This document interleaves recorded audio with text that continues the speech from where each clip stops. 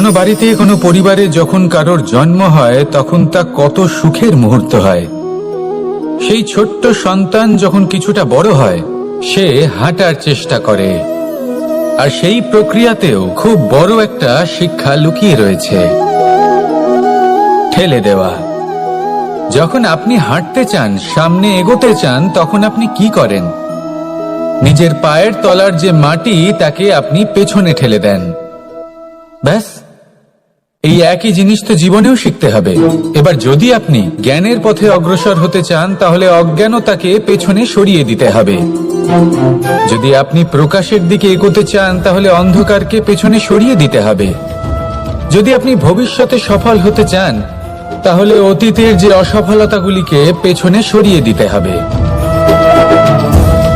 যে জল বইতে বইতে থেমে যায় তাকে আমরা নালা বলে থাকি, তার থেকে দুর্গন্ধ বের হয়। কিন্তু যে জল বইতেই থাকে তাকেই আমরা পবিত্র জল বলি। তাহলে আপনিও কর্ম করতে থাকুন, কখনো থামবেন না। আর আমার সাথে ভালোবেসে বলুন, রাধা রাধা। কখনো কখনো আমাদের জীবনে দুঃখ আসে এবং তার কারণ হলো সন্দেহ। মানুষ আমাদের উপর সন্দেহ করে, আমাদের কর্ম নিয়ে, আমাদের মানসিকতা নিয়ে, আমাদের কথা নিয়ে, আমাদের চরিত্র নিয়ে।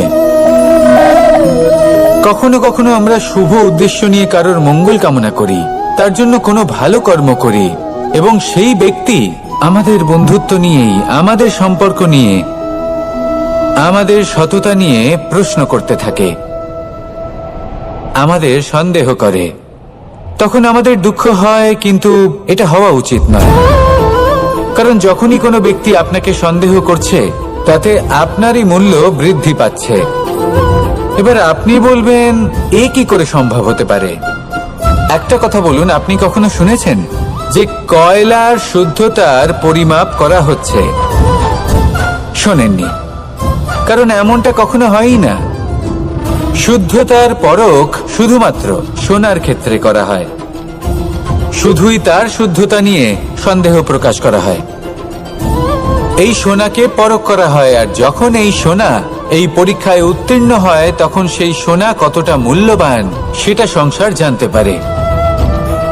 সেই রকমই এই সংসার আপনাকেও পরখ করবে।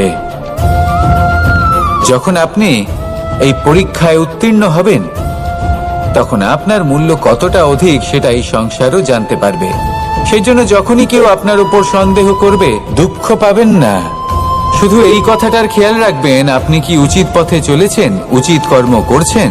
সকলের প্রতি আপনার মনে যেন সদ্ভাবনা থাকে, এবং হ্যাঁ, আপনি যেন আমার সাথে ভালোবেসে বলেন, রাধা রাধা। পাষাণ সে জীর্ণানি যথা বিহার, নবানি গ্রহাতি নরোপরানি, তথা শরীরানি বিহায় জীর্ণা, ননিয়ানি সয়াতি নবানি দে। আত্মার কখনোই মৃত্যু হয় না। আত্মা শুধু শরীর বদল করে, রূপ বদল করে।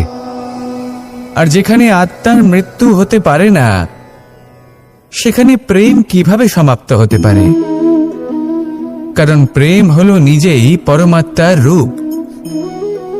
কখনো সে সীতার খোঁজে বনে বনে ছুটে বেরিয়েছে, কখনো সে রাধার প্রেমে বনকে বৃন্দাবন রূপে সাজিয়ে তুলেছে, কখনো সে কানাই রূপে গোকুলবাসীদের মন জয় করে নিয়েছে, আবার কখনো সে মাখন চোর নন্দলালের রূপে সবার মনে ভালোবাসার স্রোত বইয়েছে।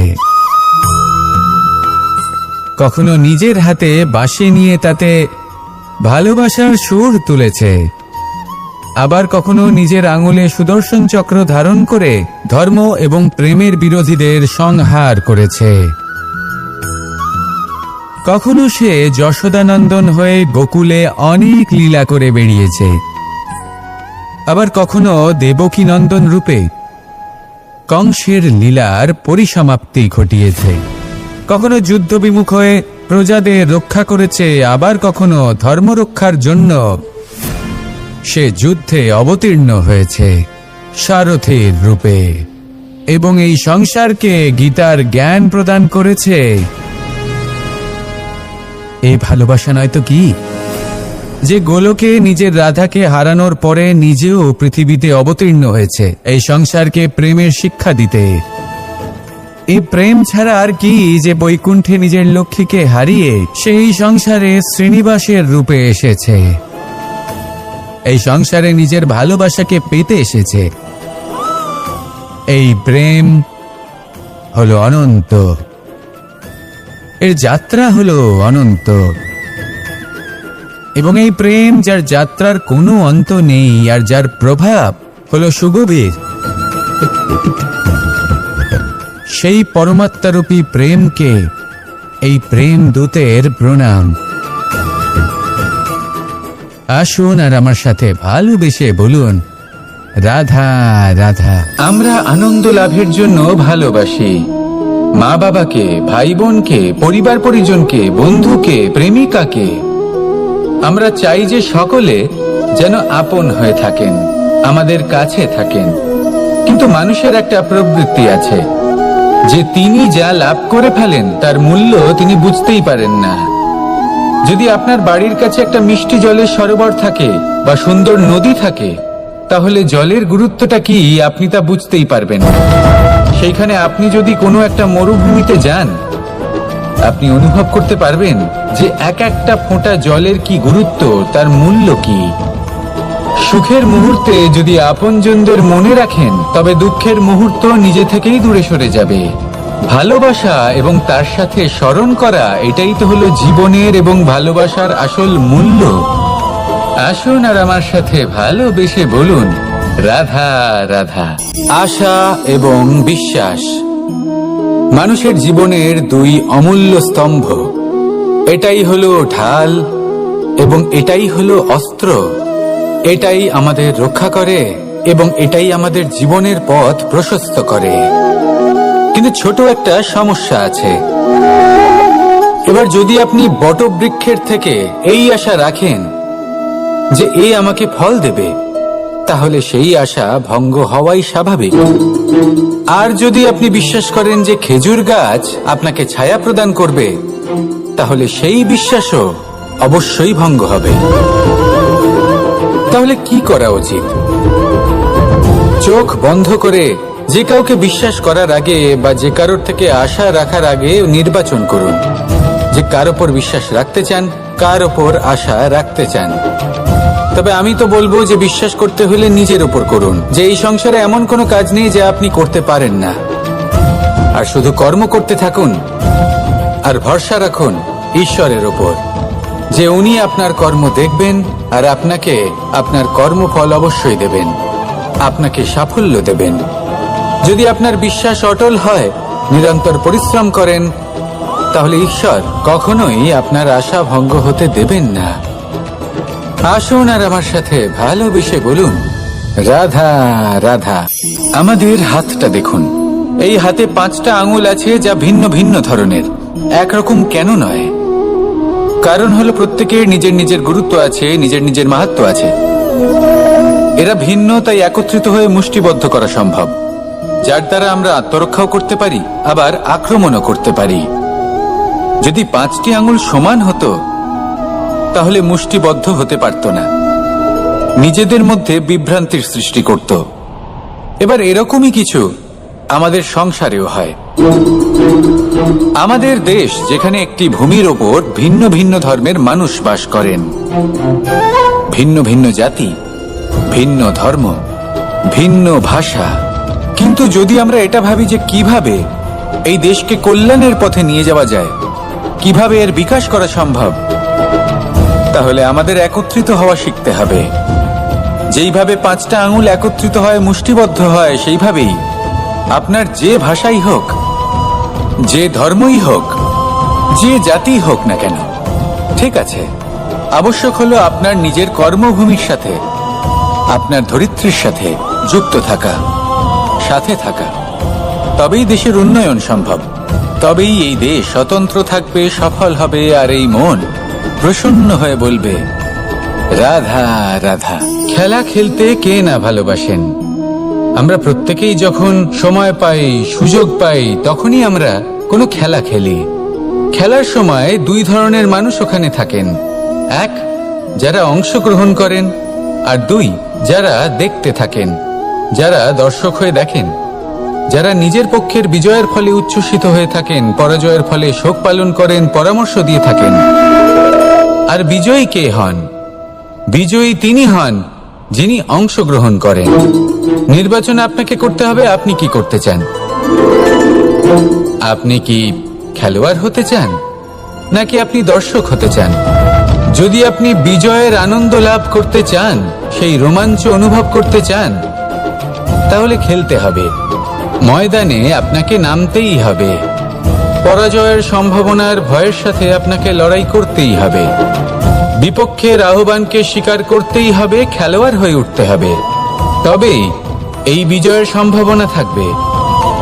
আসলে কি, দর্শক হয়ে পরামর্শ দেওয়া অত্যন্ত সহজ। ময়দানে নেমে অংশগ্রহণ করা অত্যন্ত কঠিন। আর এখানে যেটা সহজ, তা আপনাকে বিজয়ের পথে কখনোই নিয়ে যাবে না। আসুন আমার সাথে ভালোবেসে বলুন, রাধা রাধা। কখনো এই প্রকৃতির দিকে তাকিয়ে থাকবেন। এই প্রকৃতি অনেক ধরনের শিক্ষা দেয়। কোন একটা গাছকে দেখুন, কিভাবে সে মাটি থেকে জল শুষে নেয়। সে ঝড় হোক বা হোক কড়া রোদ, সব সহ্য করে এবং অবশেষে সে ফল ধারণ করে। আর সেই ফল উৎপন্ন করার পরে সে ফল কিন্তু সে নিজে গ্রহণ করে না, এই সংসারকে প্রদান করে, যাতে পশু পাখি মানুষ তারা এই ফল গ্রহণ করে শক্তিশালী হয়ে উঠতে পারে, সুস্থ থাকতে পারে। সেভাবেই নদী, সরোবর এরা নিজেরাও কিন্তু নিজেদের জল গ্রহণ করে না, মাটিকে প্রদান করে, পশু পাখিকে প্রদান করে। সূর্য নিজেও নিজের জন্য প্রজ্বলিত হয় না, সে প্রকাশ ছড়িয়ে দিতে চায় আমাদের সবার কাছে, সে আলো পৌঁছে দিতে চায়। এই প্রত্যেকের কর্মে পরমার্থ নিহিত আছে, আর সেই জন্যই এদের সকলকে পুজো করা হয়। তাই মনে রাখবেন, আপনার কাছে জীবন যাপনের অতিরিক্ত যা কিছুই আছে তা পরমার্থের জন্য। তাহলে তার সদ্ব্যবহার করুন আর আমার সাথে ভালোবেসে বলুন, রাধা রাধা। পরিবর্তন, এটা হলো সৃষ্টির অমূল্য নিয়ম। এই সংসারে সবকিছু সময়ান্তরে পরিবর্তিত হয়, এই সময়ও পরিবর্তিত হয়। পরিবর্তন চিরকাল হয়ে এসেছে আর চিরকাল হতে থাকবে। কিন্তু এবার আমরা সেই পরিবর্তন কিভাবে লাভ করব, যেটা আমাদের প্রয়োজন, যেটা আমরা চাই। আমরা জীবনে বিকাশ চাই। এই বিকাশ কিভাবে লাভ করতে পারি? এই প্রকৃতি কিন্তু আমাদের অত্যন্ত উত্তম উদাহরণ দিয়ে বুঝিয়েছে। একটি বিন্দুর উদাহরণ দিয়েছে, যা ভবিষ্যতে একটা বিশাল নদীর আকার ধারণ করে। এটা কিভাবে হয়? মেঘ থেকে একটি বিন্দু ঝরে পড়ে সেই পর্বতের ওপর যেখানে হিম আছে। সেই হিমের সংস্পর্শে আসা মাত্র সেই বিন্দুর সাথে আরো বেশ কিছু বিন্দু যুক্ত হয়। তারপর তারা অগ্রসর হয়, আরো কিছু বিন্দু যুক্ত হয়, আস্তে আস্তে একটা ক্ষীণ ধারার রূপ ধারণ করে। এবং সেটাই ভবিষ্যতে আরো এগোতে থাকে। অনেকটা যাওয়ার পর যখন অনেক সংখ্যক বিন্দু একসাথে যুক্ত হয়, তখন সেটা বিশাল নদীর আকার ধারণ করে। এবার আমরা মানুষ বলে আমাদের সাথে এই নিয়মের অন্যথা হয় তা নয়। আমরাও এই প্রকৃতির অংশ, আমাদের ক্ষেত্রেও একই নিয়ম প্রযোজ্য। যখন পরিশ্রম করে অনেক সংখ্যক বিন্দু আমরা একত্রিত করব, তখনই পরিবর্তনের নদী প্রবাহিত হবে। প্রয়োজন হলো নিরন্তর পরিশ্রম করা এবং ধৈর্য ধরা। এটা করতে থাকুন, জীবনে সবকিছু লাভ করতে পারবেন। কারণ প্রকৃতি আমাদের এটাই শিখিয়েছে, আর আমরা এই ব্রহ্মরই একটি অংশ, যার দ্বারা এই ব্রহ্মাণ্ড নির্মিত। আসুন আমার সাথে ভালোবেসে বলুন, রাধা রাধা। প্রত্যেক মানুষ নিজের জীবনে দুঃখ অনুভব করেন। প্রত্যেকের দুঃখ আলাদা হতে পারে। কারোর মনে এই দুঃখ থাকে যে সে তার বাবা মায়ের সব ইচ্ছে পূরণ করতে পারেননি। কেউ এটা ভেবে দুঃখ পান যে সে চিরকাল সদাচার করেছেন, সৎকর্ম করেছেন, কিন্তু তাও তাকে দুরাচারী বলে মনে করা হয়। কেউ এটা ভেবেও দুঃখ পান যে তার সামনে যে ব্যক্তি রয়েছেন তার চোখে তিনি শত্রু হয়ে উঠেছেন বা দুষ্ট হয়ে উঠেছেন, যেখানে তিনি হয়তো কোনো অনুচিত কাজই করেননি। এবার এই সমস্ত বিষয় নিয়ে ভেবে নিজের ব্যক্তিত্ব নিয়ে সন্দেহ প্রকাশ করবেন না। যদি নিজের ব্যক্তিত্ব নিয়ে কোনো সন্দেহ থেকে থাকে, তাহলে কর্ম সংক্রান্ত প্রশ্ন করুন যে আপনি যা করেছেন তাতে কি উচিত ছিল, কি অনুচিত ছিল। যেটা প্রয়োজন সেটা এটা বোঝার যে আপনার অন্তর্মন, আপনার বিবেক আপনাকে কি বলছে, আর আপনার অন্তর্মন আর আপনার বিবেক আপনাকে যেটা করতে বলবে শুধু সেটাই করুন। আর তারপরে এই সংসার কি বলবে, কি ভাববে সেসব নিয়ে ভাবতে যাবেন না, কারণ এই সংসার তো ঈশ্বরকেও প্রশ্ন করে থাকে, ঈশ্বরকেও দোষী মনে করে। কখনো কখনো যখন কোনো ঘটনা মানুষের ইচ্ছা অনুযায়ী ঘটে না, তখন মানুষ এটা বলে যে হে ঈশ্বর, আপনি আমার পাশে থাকলেন না, আপনি বড়ই কঠোর, এটা আপনার দোষ। যেখানে বেশিরভাগ সময় হয়তো সে নিজেই নিজের কর্মফল ভোগ করছে, আর কখনো কখনো ঈশ্বর হয়তো তার জন্য আরো ভালো কোনো পরিকল্পনা করে রেখেছেন, কিন্তু মানুষ সেটা বুঝতে পারে না। তাই দিনের শেষে যেটা প্রয়োজন সেটা হলো নিজের মনের কথা বুঝতে হবে। আপনার বিবেক কি বলছে শুধু সেটাই করুন, আর সামনে এগোতে থাকুন। আমার সাথে ভালোবেসে বলুন, রাধা রাধা।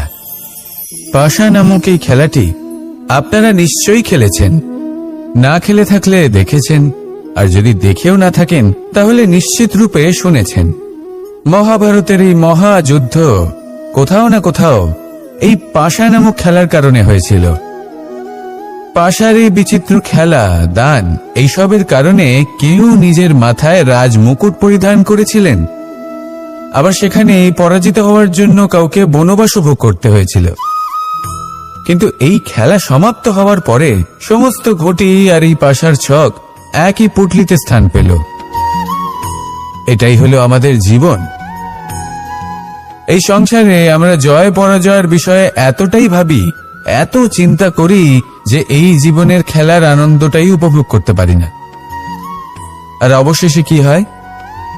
কেউ জয়ী হন, কেউ পরাজিত হন, কিন্তু দুজনেই একই স্থানে পৌঁছে যান। প্রত্যেক ব্যক্তি মৃত্যুর পরে একটি নির্দিষ্ট স্থানেই পৌঁছতে বাধ্য, কিন্তু ততক্ষণ এই জীবন, এই খেলা, তার আনন্দ উপভোগ করুন। এই সংসারে সেই ব্যক্তি শ্রেষ্ঠ স্থানে পৌঁছতে পেরেছেন যিনি এই সংসারকে প্রকাশ প্রদান করেছেন, যিনি কখনো জয় পরাজয় এ বিষয়ে ভাবেননি, শুধু এই জীবনের খেলার আনন্দ উপভোগ করেছেন। এটাই আপনিও করুন, আর আমার সাথে ভালোবেসে বলুন, রাধা রাধা। আমরা সকলে সামাজিক জীব। মানুষের সাথে দেখা সাক্ষাৎ করা এটা চিরকালই চলতে থাকে।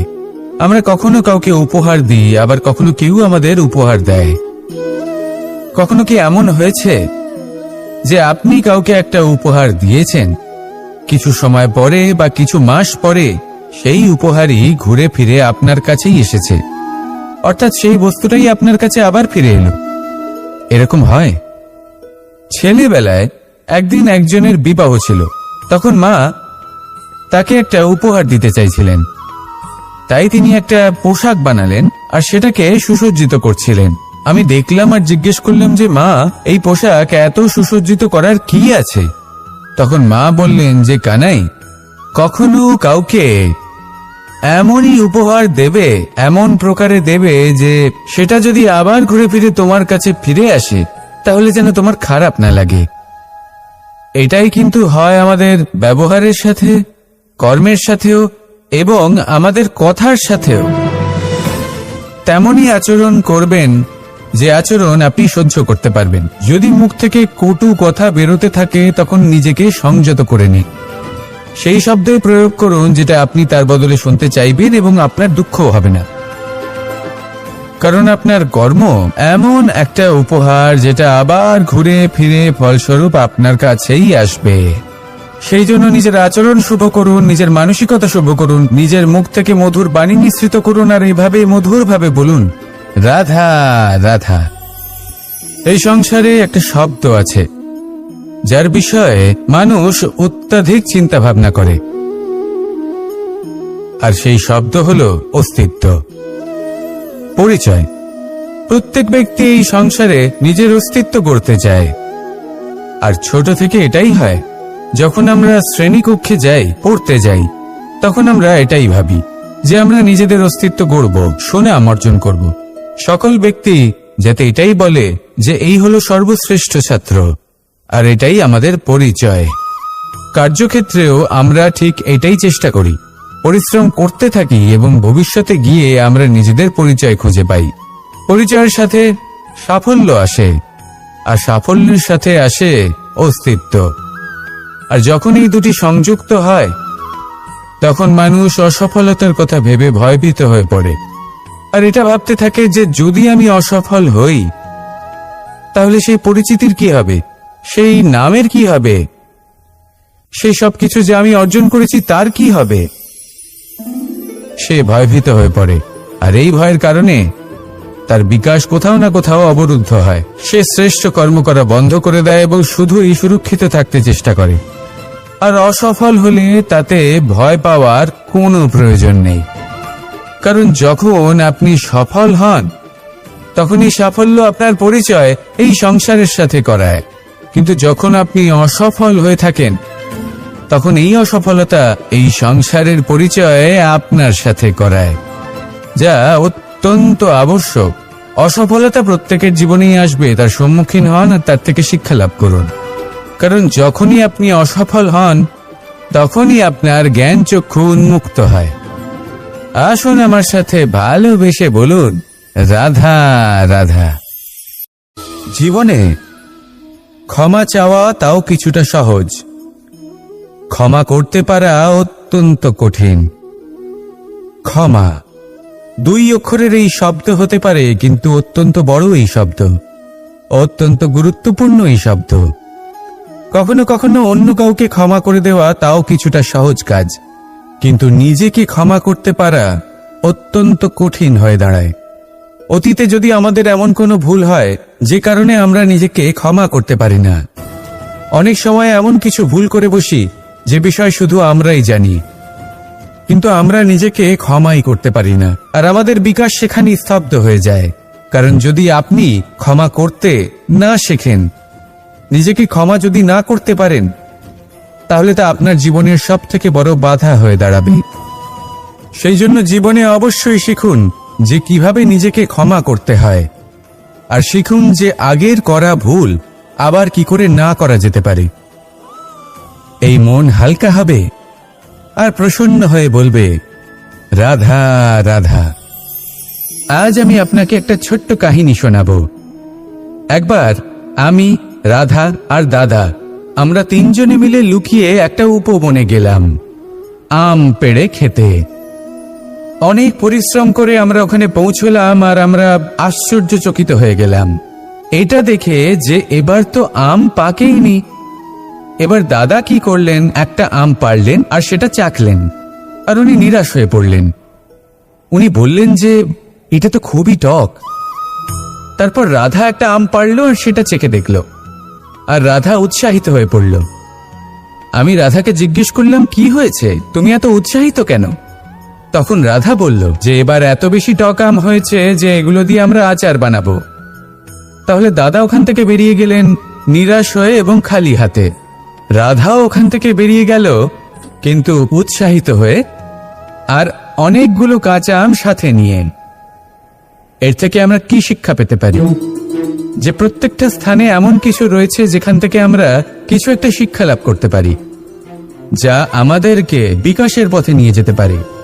এই শিক্ষা প্রত্যেক স্থানে আছে। সবকিছু আমাদের দৃষ্টিভঙ্গির উপর নির্ভর করছে। যখনই আমাদের জীবনে, আমাদের সম্পর্কে কোনো সমস্যা, কোনো বিপদ আসে, তখন বেশিরভাগ মানুষ সেই বিষয় নিয়ে দুঃখী হয়ে পড়েন। আর কিছু মানুষ এমনও থাকেন যারা শেষ পর্যন্ত তার সমাধান করেন, বিপদকে পরাজিত করেন, সম্পর্কগুলিকে আবার জুড়ে দেন। যদি আপনি সুখের খোঁজ করেন তাহলে আপনি সুখ অবশ্যই পাবেন, প্রসন্নতা অবশ্যই পাবেন। যদি আপনি দুঃখ খোঁজেন তাহলে দুঃখ অবশ্যই পাবেন। এবার আপনি কি খুঁজতে চান সেই চয়ন আপনারই। আসুন আর আমার সাথে ভালোবেসে বলুন, রাধা রাধা। মুঠো হাতের শক্তি বেশি, মুঠো খুললেই তা দুর্বল। তা এমন কি থাকা উচিত এই বন্ধ মুঠোয় যা লাখের সমান? মানসিকতা এবং স্বপ্ন। মানুষ জন্মগ্রহণ করে, তার মানসিকতা সময়ের সাথে উন্নত হয়। মানসিকতা অনুযায়ী সে স্বপ্ন দেখে, আর সেই স্বপ্ন সার্থক করতে সে পরিশ্রম করতে থাকে। কিন্তু খুব গুরুত্বপূর্ণ একটা কথা আছে যা আপনার মনে রাখা উচিত। আপনার এই মানসিকতা, আপনার এই স্বপ্ন, তা যেন আপনার নিয়ন্ত্রণে থাকে। আপনার বন্ধ মুঠোয় যেন এর লাগাম থাকে, আপনি যেন এর প্রভু হন। যদি তা হয় তবেই আপনি লাভবান হবেন। যদি এরা আপনাকে নিয়ন্ত্রণ করতে থাকে, যদি আপনার মুঠো খুলে যায়, না পথ আপনার নিয়ন্ত্রণে থাকবে, না মানসিকতা থাকবে, না স্বপ্ন নিয়ন্ত্রণে থাকবে। আর যদি তাই হয় তাহলে আপনি আপনার ভবিষ্যৎ নষ্ট করে ফেলবেন। তাই নিয়ন্ত্রণ করতে শিখুন নিজের বিচার বুদ্ধি, নিজের মানসিকতা, নিজের স্বপ্নকে। নিজের এই স্বপ্ন পূরণ করুন আর আমার সাথে ভালোবেসে বলুন, রাধা রাধা। যত শক্তিশালী এই মন, তত শক্তিশালী এই শরীরও। এই যে আমাদের শরীর, এটা আসলে কি? এ হলো একটা রথের মতো। আর একটা রথ ততক্ষণ চলতে পারবে না যতক্ষণ না তাকে কোনো সারথি চালাবে। এই মন হলো শরীরের সারথি। এবার ভাবুন, যদি এই সারথি শক্তিহীন হয়, দুর্বল হয়, তাহলে এই রথের কি হবে? এটা উচিত পথে চলতে পারবে না, উচিত গতিতে চলতে পারবে না, মন মতো স্থানে এটা পৌঁছতেও পারবে না। সেই জন্য মনের শক্তি অত্যন্ত প্রয়োজনীয়। এবার মনের শক্তি আমরা কোথা থেকে লাভ করি? দৃঢ়তার শক্তি থেকে। এবার এই শক্তি আমরা কিভাবে বাড়াতে পারি? আমরা প্রতিদিন কিছু নতুন স্থির করি, কিছু ছোট কিছু বড়। আর যেই আমরা নতুন কিছু পূর্ণ করি, আমাদের মনের শক্তি বেড়ে যায়। আর যদি পূর্ণ না করতে পারি, মনের শক্তি কমে যায়। একটা দেওয়ালের মতো ছোট ছোট ছোট ছোট শিলা আমরা একটার পর একটা স্থাপন করে একটা দেওয়াল তৈরি করি। এতগুলো পাথর যখন একত্রিত হয়ে যায়, তখন এমন এক দেওয়াল তৈরি হয় যাকে ভাঙা প্রায় অসম্ভব হয়ে দাঁড়ায়। সেরকমই হয় মন এবং দৃঢ়তা। ছোট ছোট কাজ করে নিজের লক্ষ্য পূর্ণ করুন। এই লক্ষ্য যদি পূর্ণ হয়, তবে মনের শক্তি বাড়বে। কিছুটা এইভাবে যে যত বড়ই বিপদ আসুক না কেন, সেই বিপদ নিজে হার মেনে নেবে, কিন্তু আপনার মন ততটাই শক্তিশালী থাকবে। তাই মনের শক্তি বাড়াতে থাকুন, যাতে আপনি উচিত পথে চলতে পারেন, উচিত গতিতে চলেন আর মনোবাঞ্ছিত স্থানে পৌঁছতে পারেন। তবেই এই মন প্রসন্ন হয়ে বলবে, রাধা রাধা। মানুষ সবসময় চায় যে তার জীবনে যেন কখনো কোনো সমস্যাই না আসে। সে চায় তার জীবন যেন শুধুমাত্র শান্তি এবং সুখের দ্বারা পূর্ণ থাকে। কিন্তু এই চাহিদা অনুচিত কিছু নয়। আমরা সবাই এটাই চাই যে জীবনে সুখ থাক, শান্তি থাক। কিন্তু এই কথা সবসময় মনে রাখবেন, যে সূর্য উদিত হন সংসারকে প্রকাশমান করেন, দুপুরবেলায় সংসারকে রৌদ্র প্রদান করেন, সন্ধেবেলায় তাকেও অস্ত যেতে হয়। এবার আমাদের জীবন চক্র কিছুটা এরকমই। কোনো কিছুই চিরকাল একরকম থাকে না। কখনো এই নদীকে দেখুন, যা বয়ে চলেছে। এই নদী যা বয়ে চলেছে, তার পথেও অনেক বিপদ আসে।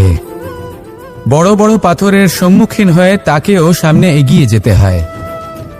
একটি পুকুর যা চারদিক থেকে ঘেরা, তার জীবনে কিন্তু কোনো সমস্যা নেই। কিন্তু এই সংসারে পুকুরের পুজো করা হয় না, পুজো করা হয় নদীকে। মনে রাখবেন, সমস্যার ঊর্ধ্বে তিনি উঠতে পারেন যিনি সমাধি লাভ করেছেন, যিনি এই সংসারেই নেই। যিনি এই সংসারে আছেন এবং জীবিত আছেন, তার জীবনের সমস্যা হলো শ্বাসবায়ুর মতোই গুরুত্বপূর্ণ। আসুন আমার সাথে ভালোবেসে বলুন, রাধা রাধা। ধন, সম্পদ, ঐশ্বর্য, মানুষ হয় নিজের সৌভাগ্যের দ্বারা এগুলো লাভ করে থাকেন বা কর্মের দ্বারা। সৌভাগ্য আসলে কি? গ্রহের দশা যা প্রত্যেক মুহূর্তে বদলাতে থাকে। কর্মের মাধ্যমে যখন আপনি ধন অর্জন করেন, তখন সেই ধন আপনার আগামী প্রজন্ম লাভ করে। সেটা হয় সে ভোগ করে বা তার জন্য তার ভোগান্তি হয়। আর এটা নির্ভর করছে আপনার কর্মের ওপরে। কি কর্ম করেছেন আপনি সেই ধনকে লাভ করার জন্য? যদি আপনি সৎ পথে চলেন, নিষ্ঠা ভরে আপনি কর্ম করে থাকেন এবং তার ফলে আপনি ধন অর্জন করে থাকেন, তাহলে আপনার আগামী প্রজন্ম সেটা ভোগ করবে, সেটা প্রয়োগ করবে নিজের বিকাশের জন্য। কিন্তু যদি আপনি কুকর্ম করে থাকেন, কোনো রকম ছলনা করে থাকেন এই ধন লাভ করার জন্য, তাহলে 100% আপনার আগামী প্রজন্মকে এর জন্য ভুগতেই হবে। তাহলে আপনি কি চাইবেন? যে আপনার আগামী প্রজন্ম সুখ ভোগ করবে, নাকি আপনার কুকর্মের পরিণাম ভোগ করবে? নির্বাচন আপনারই। আসুন আমার সাথে ভালোবেসে বলুন, রাধা রাধা। এই সংসারে যখনই কোনো সমস্যা আসে, তখন আমরা আমাদের সব থেকে বড় সম্বলের কাছে আশ্রয় খুঁজি, তা হলো আমাদের বিশ্বাস। এবার প্রশ্ন হলো এটাই যে এই বিশ্বাস কার উপর করা যেতে পারে? পরিবারের উপর, বন্ধুর উপর, নাকি তাদের উপর বিশ্বাস করা উচিত যাদেরকে আমরা কখনো সঙ্গ দিয়েছি?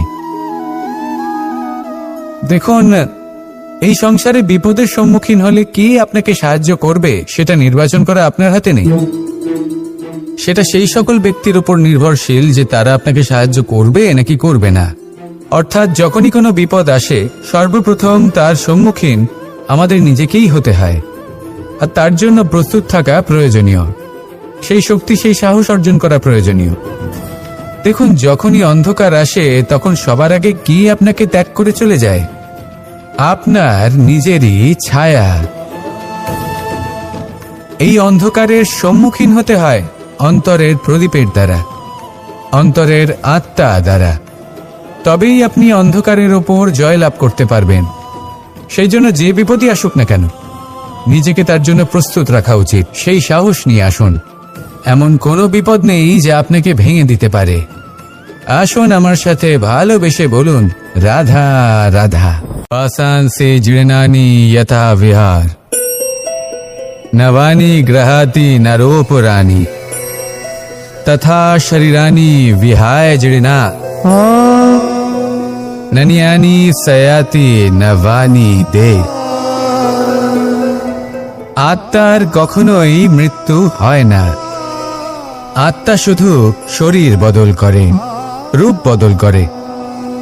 আর যেখানে আত্মার মৃত্যু হতে পারে না, সেখানে প্রেম কিভাবে সমাপ্ত হতে পারে? কারণ প্রেম হলো নিজেই পরমাত্মার রূপ। কখনো সে সীতার খোঁজে বনে বনে ছুটে বেরিয়েছে, কখনো সে রাধার প্রেমে বনকে বৃন্দাবন রূপে সাজিয়ে তুলেছে, কখনো সে কানাই রূপে গোকুলবাসীদের মন জয় করে নিয়েছে, আবার কখনো সে মাখন চোর নন্দলালের রূপে সবার মনে ভালোবাসার স্রোত বইয়েছে। কখনো নিজের হাতে বাঁশি নিয়ে তাতে ভালোবাসার সুর তুলেছে, আবার কখনো নিজের আঙুলে সুদর্শন চক্র ধারণ করে ধর্ম এবং প্রেমের বিরোধীদের সংহার করেছে। কখনো সে যশোদানন্দন হয়ে গোকুলে অনেক লীলা করে বেরিয়েছে, আবার কখনো দেবকী নন্দন রূপে কংসের লীলার পরিসমাপ্তি ঘটিয়েছে। কখনো যুদ্ধ বিমুখ হয়ে প্রজাদের রক্ষা করেছে, আবার কখনো ধর্ম রক্ষার জন্য সে যুদ্ধে অবতীর্ণ হয়েছে সারথীর রূপে, এবং এই সংসারকে গীতার জ্ঞান প্রদান করেছে। এই ভালোবাসা নয় তো কি? যে গোলকে নিজের রাধাকে হারানোর পরে নিজেও পৃথিবীতে অবতীর্ণ হয়েছে এই সংসারকে প্রেমের শিক্ষা দিতে। এই প্রেম ছাড়া আর কি যে বৈকুণ্ঠে নিজের লক্ষ্মীকে হারিয়ে সেই সংসারে শ্রীনিবাসের রূপে এসেছে, এই সংসারে নিজের ভালোবাসাকে পেতে এসেছে। এই প্রেম হলো অনন্ত, এর যাত্রা হলো অনন্ত, এবং এই প্রেম যার যাত্রার কোনো অন্ত নেই আর যার প্রভাব হলো সুগভীর, সেই পরমাত্মারূপী প্রেমকে এই প্রেম দূতের প্রণাম। আসুন আর আমার সাথে ভালোবেসে বলুন, রাধা রাধা। কোনো বাড়িতে কোনো পরিবারে যখন কারোর জন্ম হয় তখন তা কত সুখের মুহূর্ত হয়। সেই ছোট্ট সন্তান যখন কিছুটা বড় হয় সে হাঁটার চেষ্টা করে, আর সেই প্রক্রিয়াতেও খুব বড় একটা শিক্ষা লুকিয়ে রয়েছে, ঠেলে দেওয়া। যখন আপনি হাঁটতে চান, সামনে এগোতে চান, তখন আপনি কি করেন? নিজের পায়ের তলার যে মাটি তাকে আপনি পেছনে ঠেলে দেন। ব্যাস, এই একই জিনিস তো জীবনেও শিখতে হবে। এবার যদি আপনি জ্ঞানের পথে অগ্রসর হতে চান তাহলে অজ্ঞানতাকে পেছনে সরিয়ে দিতে হবে। যদি আপনি প্রকাশের দিকে এগোতে চান তাহলে অন্ধকারকে পেছনে সরিয়ে দিতে হবে। যদি আপনি ভবিষ্যতে সফল হতে চান তাহলে অতীতের যে অসফলতাগুলিকে পেছনে সরিয়ে দিতে হবে। যে জল বইতে বইতে থেমে যায় তাকে আমরা নালা বলে থাকি, তার থেকে দুর্গন্ধ বের হয়। কিন্তু যে জল বইতেই থাকে তাকেই আমরা পবিত্র জল বলি। তাহলে আপনিও কর্ম করতে থাকুন, কখনো থামবেন না। আর আমার সাথে ভালোবেসে বলুন, রাধা রাধা। কখনো কখনো আমাদের জীবনে দুঃখ আসে এবং তার কারণ হলো সন্দেহ। মানুষ আমাদের উপর সন্দেহ করে, আমাদের কর্ম নিয়ে, আমাদের মানসিকতা নিয়ে, আমাদের কথা নিয়ে, আমাদের চরিত্র নিয়ে। কখনো কখনো আমরা শুভ উদ্দেশ্য নিয়ে কারোর মঙ্গল কামনা করি, তার জন্য কোনো ভালো কর্ম করি, এবং সেই ব্যক্তি আমাদের বন্ধুত্ব নিয়েই, আমাদের সম্পর্ক নিয়ে, আমাদের সততা নিয়ে প্রশ্ন করতে থাকে, আমাদের সন্দেহ করে। তখন আমাদের দুঃখ হয়, কিন্তু এটা হওয়া উচিত নয়। কারণ যখনই কোনো ব্যক্তি আপনাকে সন্দেহ করছে তাতে আপনারই মূল্য বৃদ্ধি পাচ্ছে। এবার আপনি বলবেন, এ কি করে সম্ভব হতে পারে? একটা কথা বলুন, আপনি কখনো শুনেছেন যে কয়লার শুদ্ধতার পরিমাপ করা হচ্ছে? শোনেননি, কারণ এমনটা কখনো হয়ই না। শুদ্ধতার পরখ শুধুমাত্র সোনার ক্ষেত্রে করা হয়, শুধুই তার শুদ্ধতা নিয়ে সন্দেহ প্রকাশ করা হয়। এই সোনাকে পরখ করা হয়, আর যখন এই সোনা এই পরীক্ষায় উত্তীর্ণ হয় তখন সেই সোনা কতটা মূল্যবান সেটা সংসার জানতে পারে। সেই রকমই এই সংসার আপনাকেও পরখ করবে। যখন আপনি এই পরীক্ষায় উত্তীর্ণ হবেন তখন আপনার মূল্য কতটা অধিক সেটা এই সংসারও জানতে পারবে।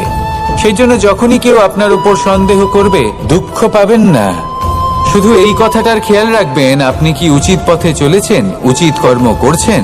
সকলের প্রতি আপনার মনে যেন সদ্ভাবনা থাকে। এবং হ্যাঁ, আপনি যেন আমার সাথে ভালোবেসে বলেন, রাধা রাধা। আশা এবং বিশ্বাস মানুষের জীবনের দুই অমূল্য স্তম্ভ। এটাই হলো ঢাল এবং এটাই হলো অস্ত্র। এটাই আমাদের রক্ষা করে এবং এটাই আমাদের জীবনের পথ প্রশস্ত করে। কিন্তু ছোট একটা সমস্যা আছে। এবার যদি আপনি বটবৃক্ষের থেকে এই আশা রাখেন যে এ আমাকে ফল দেবে, তাহলে সেই আশা ভঙ্গ হওয়াই স্বাভাবিক। আর যদি আপনি বিশ্বাস করেন যে খেজুর গাছ আপনাকে ছায়া প্রদান করবে, তাহলে সেই বিশ্বাসও অবশ্যই ভঙ্গ হবে। তাহলে কি করা উচিত? চোখ বন্ধ করে যে কাউকে বিশ্বাস করার আগে বা যে কারোর থেকে আশা রাখার আগে নির্বাচন করুন যে কার ওপর বিশ্বাস রাখতে চান, কার ওপর আশা রাখতে চান। তবে আমি তো বলবো যে বিশ্বাস করতে হলে নিজের ওপর করুন, যে এই সংসারে এমন কোনো কাজ নেই যা আপনি করতে পারেন না। আর শুধু কর্ম করতে থাকুন আর ভরসা রাখুন ঈশ্বরের ওপর, যে উনি আপনার কর্ম দেখবেন আর আপনাকে আপনার কর্মফল অবশ্যই দেবেন, আপনাকে সাফল্য দেবেন। যদি আপনার বিশ্বাস অটল হয় নিরন্তর পরিশ্রম করেন, তাহলে ঈশ্বর কখনোই আপনার আশা ভঙ্গ হতে দেবেন না। আসুন আর আমার সাথে ভালোবেসে বলুন, রাধা রাধা।